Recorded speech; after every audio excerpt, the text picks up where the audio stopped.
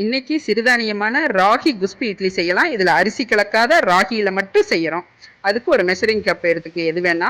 அதில் 1.5 கப்பு ராகி எடுத்துக்கிறேன். அது 1.5 கப்பு கரெக்டாக இருக்கும். 1.5 கப்பு ராகி எடுத்துக்கிறேன். இதுக்கு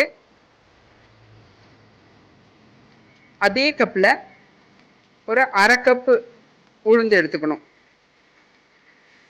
உளுந்து வந்து நம்ம அரைக்கிறதுக்கு 1/2 மணி நேரம் 1 மணி நேரம் முன்னாடி மட்டும் ஊற வைங்க. 1 மணி நேரம் முன்னாடி ஊற வச்சுக்கலாம். இப்போ ராகியை மட்டும் தண்ணி விட்டு நல்லா கழுவணும். ஒரு 4-5 டைம் வந்து நல்லா பிசைஞ்சு கழுவணும். ஏன்னா அதில் ஒட்டி இருக்கிற அந்த தவிடு எல்லாம் கழுந்து வரணும். ராகியில் இருக்கிற தவிடு. அதனால அதை நல்லா ஒரு 4-5 டைம் தண்ணி விட்டு விட்டு விட்டு நல்லா பிசைஞ்சு கழுவி எடுத்துக்கணும். அப்போதான் அதில் இருக்கிற தவிடு கழுந்து வரும். இந்த மாதிரி கழுவி அரிச்சு எடுத்துக்கணும். ஏன்னா கல் மண் கண்டிப்பாக இருக்கும். அதையும் சேர்த்து நல்லா கழுவி அரிச்சு எடுத்துக்கலாம். அதை எடுத்து நல்லா ஊற வச்சு வச்சிடலாம். ஒரு 8 மணி நேரம் ஊறணும். 8 மணி நேரம் ஊறினதுக்கப்புறம் இந்த மாதிரி ஊறி இருக்கும். உளுந்து 1 மணி நேரம் முன்னாடி ஊற வச்சுட்டேன். இப்போ இதை வந்து ராகியை வந்து ஒரு மிக்சி ஜாரில் அரைச்சிக்கலாம். நல்லா நம்ம வந்து அரிசி கலக்காம வெறும் ராகியில் மட்டும் செய்யணும்.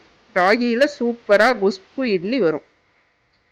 அதை வந்து பாருங்க, நல்லா கலர்ஃபுல்லாக இருக்குது ராகி. அதை நல்லா போட்டு நல்லா நைஸாக அரைச்சிக்கலாம். நான் சுத்தம் பண்ணி தான் ஊற வச்சேன் ராகி. இப்போ நம்ம ஜாரில் போட்டு அரைச்சிக்கலாம். பாருங்க, இந்த மாதிரி வரும். கொஞ்சம் கலராக தான் இருக்கும். பாருங்க, இந்த பதத்துக்கு அரைக்கணும். திப்பிகள் இல்லாமல் நைஸாகவே அரைச்சிக்கலாம். எவ்வளோ முடியுதோ அவ்வளோ நைஸாக அரைச்சிக்கோங்க. இதை ஒரு பவுலில் விட்டு எடுத்துக்கலாம். இப்போ அதே ஜாரில் நம்ம உளுந்து போட்டுக்கலாம்.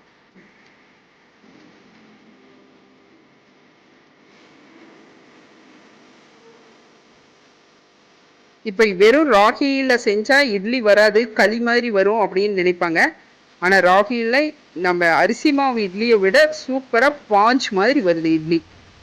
இப்போ அதே இதில் வந்து உளுந்தையும் போட்டு நைஸாக அரைச்சிக்கலாம். நீங்கள் வேணும்னா உளுந்தை தனியாக அரைச்சாலும் அரைக்கலாம், அல்லது ஒரு ஐஸ் கியூப் சேர்த்தியும் அரைக்கலாம். ஐஸ் கியூப் சேர்த்து அரைச்சோன்னா உளுந்து சூடேறாமல் இருக்கும். எப்போ உளுந்து மாவு அரிசிக்கு அரைச்சிங்கனாலும் ஐஸ் கியூப் சேர்த்து அரைங்க. பாருங்க, இந்த மாதிரி அரைச்சாச்சு. இதை அதோட கலந்துக்கலாம். அதில் ராகி மாவுலேயே உளுந்த மாவையும் சேர்த்து கலக்கிக்கலாம்.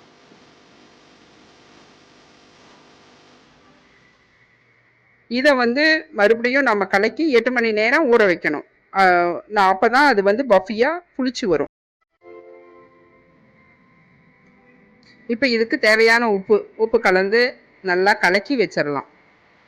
நல்லா ரெண்டையும் ஒன்று போல் நல்லா கலக்கணும். சேர்த்து பிசைஞ்சு கலக்கணும்னா தான் ஈவனாக வந்து மாவு கலந்து வரும். இல்லைன்னா ஒரு சைடாக உளுந்து மாவு நின்றுக்கும். ராகியில் நல்லா கலக்கிறதுல மாவு நல்லா வரும்.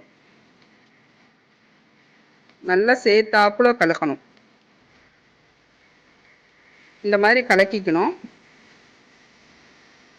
இதே மெத்தேடை அப்படியே ஃபாலோ பண்ணுங்க. கலக்கி ஒரு பிளேட் போட்டு மூடி ஒரு 8 மணி நேரம் புளிக்க வச்சிடலாம்.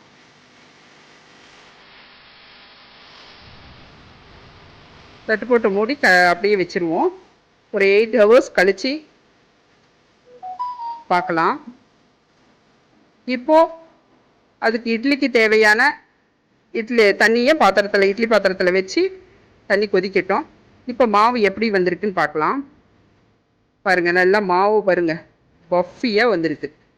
கரண்டியில் போட்டு காமிக்கிறேன் பாருங்க.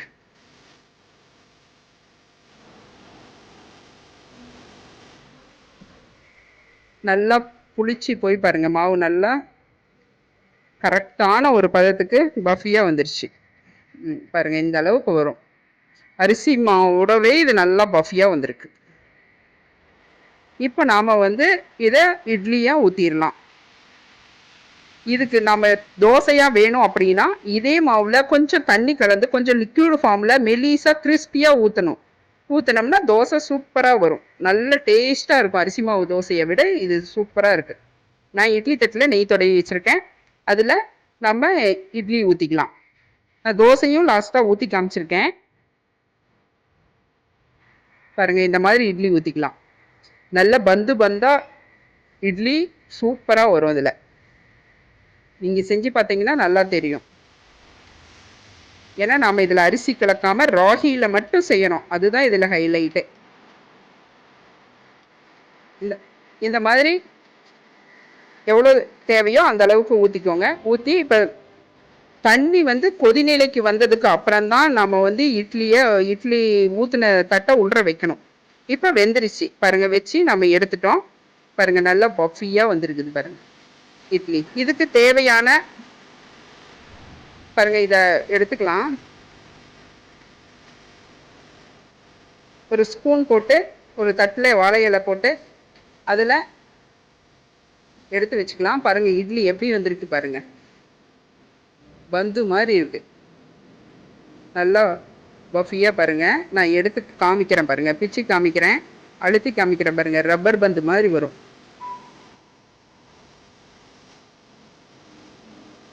பாருங்கள், கிறிஸ்பியாக இருக்கும். இந்த பந்து மாதிரி இருக்கும்.